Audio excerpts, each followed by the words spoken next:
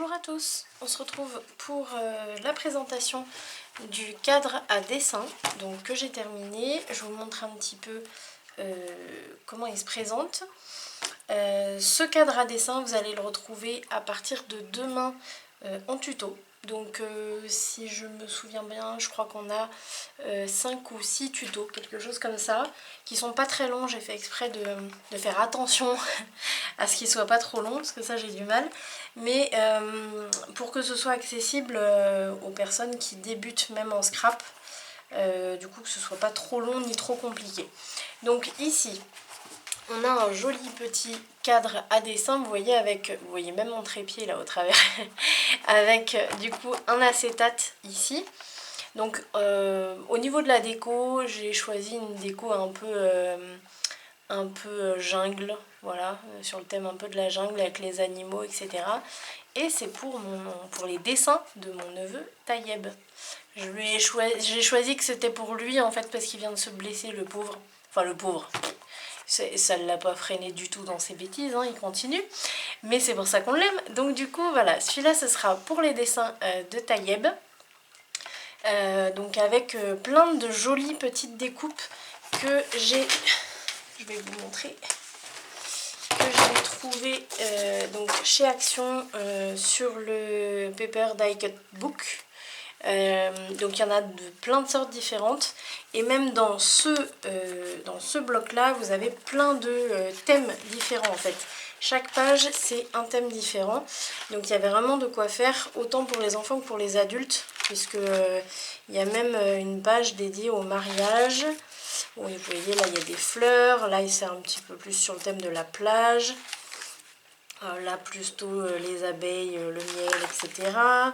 La cuisine, les gâteaux, vous avez l'anniversaire aussi, enfin voilà, je ne vais pas tout vous montrer, mais en gros il y a vraiment un thème par page, et dans celui-là vous avez 24 pages, donc c'est vraiment pas mal du tout, et du coup sur le premier que j'ai fait, dont je me sers du coup pour le tuto de celui-là, je m'en sers en exemple pour vous montrer ce que ça donne au final.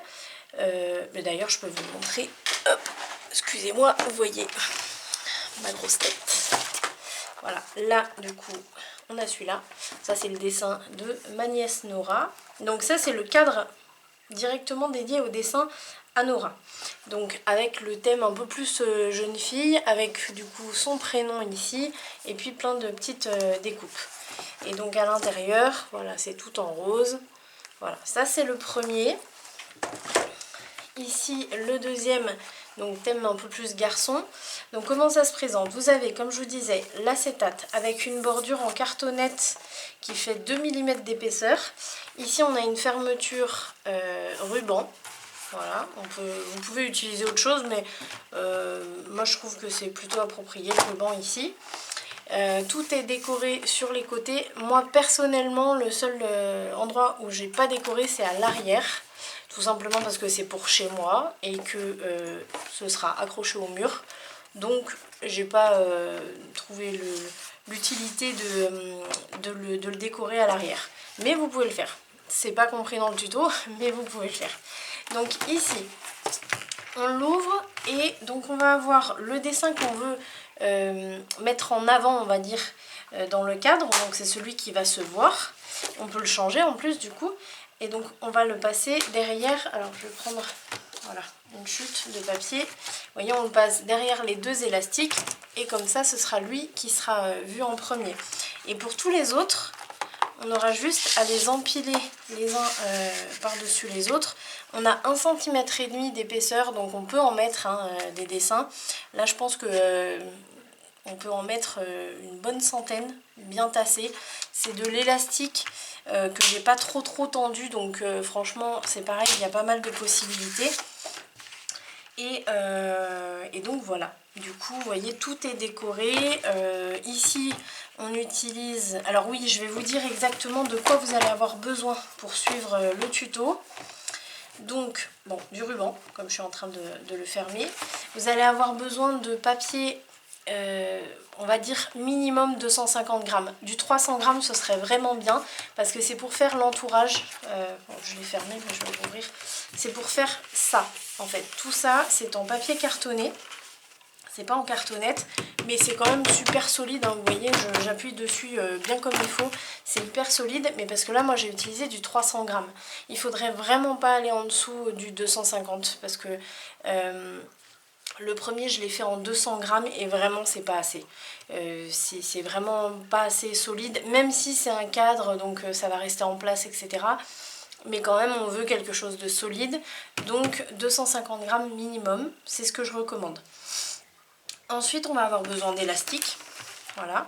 Donc ça vous pouvez en trouver n'importe où. Moi j'ai choisi d'utiliser cette bobine là d'élastique, je crois que je l'ai acheté sur Amazon celle-ci. Je sais plus trop combien je l'ai payé. Vous me direz si vous voulez le lien, je vous le mettrai en commentaire. Enfin oui dans les commentaires si jamais vous me le demandez ou en description de vidéo.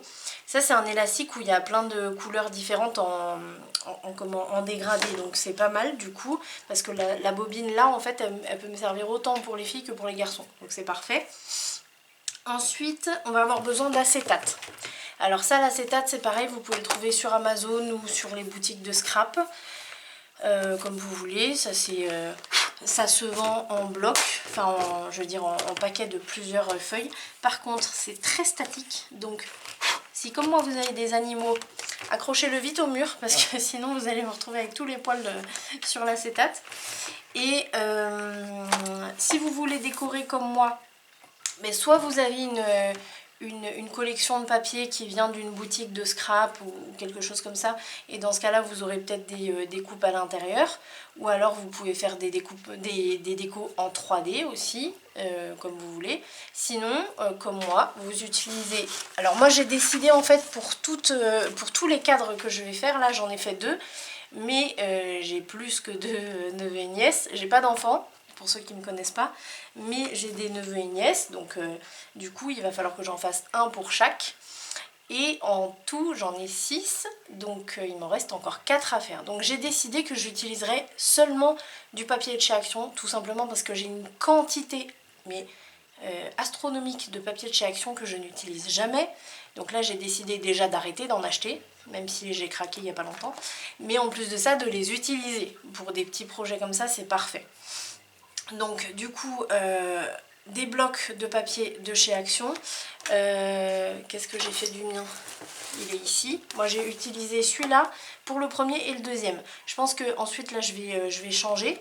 Ce qu'il y a bien dans celui-là, bon après ça c'est une ancienne collection je crois. Je crois pas qu'il l'ait encore celle-là. Donc, mais en tout cas si jamais vous le trouvez, ce qui est pas mal c'est que il y a du rose, il y a du jaune, il y a du vert, il y a du bleu très foncé aussi. Donc c'est pas mal, ça peut faire garçon-fille. Donc ça c'est vrai que c'est pas mal. Et puis donc les Paper Die Cut Book, qui viennent aussi de chez Action avec plein de découpes à l'intérieur. Après chez Action vous trouvez quand même pas mal de choses. Quand vous débutez dans le scrap, franchement... vous avez tout ce qu'il vous faut, on va dire quasiment tout ce qu'il vous faut chez Action. Je réfléchis ensuite, pour ce qui est du prénom, moi j'utilise ma 6X, donc c'est la machine à découpe. Alors je vais essayer sans me faire mal au dos parce qu'elle est très lourde. Hop.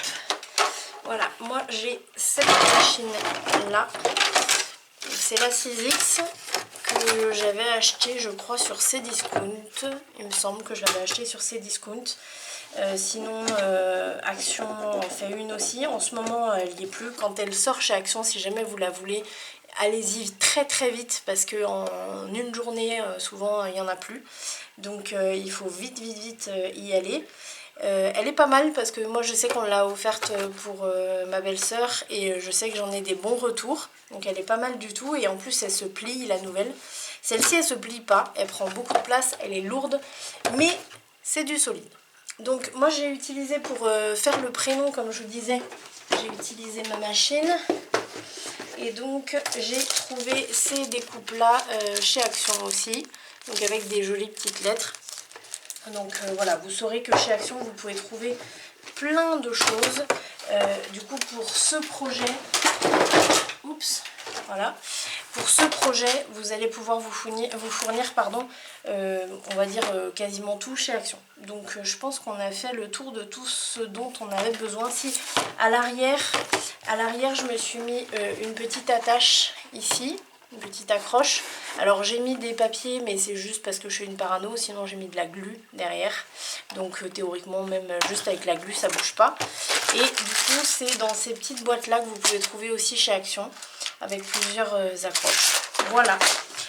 Donc écoutez, je pense qu'on a fait le tour. Moi j'aime beaucoup faire ce genre de petits projets. Et je suis sûre que donc, sur le mur de mon escalier, quand il y aura les 6, ça va faire trop joli. Et je pourrais comme ça stocker les dessins de mes neveux et nièces. Parce que quand ils me font des dessins, même si voilà, ils débutent dans le dessin, là on voit bien, c'est mignon. C'est juste du crayon à papier, mais je sais qu'ils vont me faire de plus en plus des beaux dessins et je veux tous les garder. Mais c'est vrai, quand on n'a rien pour les stocker, ben moi je veux pas les jeter en fait, je veux les garder. Donc du coup, ben là ça va être vraiment top d'avoir chacun son petit cadre à dessin. Et je pense que pour les mamans, les tatis, les tontons, les mamies, les papis, ça peut être super bien d'avoir ce genre de choses chez soi. Donc j'espère que vous allez suivre la série tuto parce que elle est très courte. Donc je pense vu que là je vais publier une photo par jour, on va dire en une semaine maximum vous aurez fini le projet. Et donc c'est assez facile. Donc voilà, j'espère que vous le suivrez. N'hésitez pas à m'envoyer des messages, que ce soit sur Instagram ou sur Messenger si vous voulez. J'oublie toujours de mettre le lien de mon Messenger, donc si vous le voulez, vous me le dites et puis je vous le mettrai. N'hésitez pas à m'envoyer des messages, posez-moi des questions si vous avez besoin. Et puis si vous n'êtes pas abonné à ma chaîne, eh bien faites-le, abonnez-vous. Et puis vous serez prévenu des prochaines séries tutos que je publierai. Donc voilà, en tout cas moi je vous remercie de suivre mes vidéos et puis je vous souhaite une très bonne fin de journée. Salut!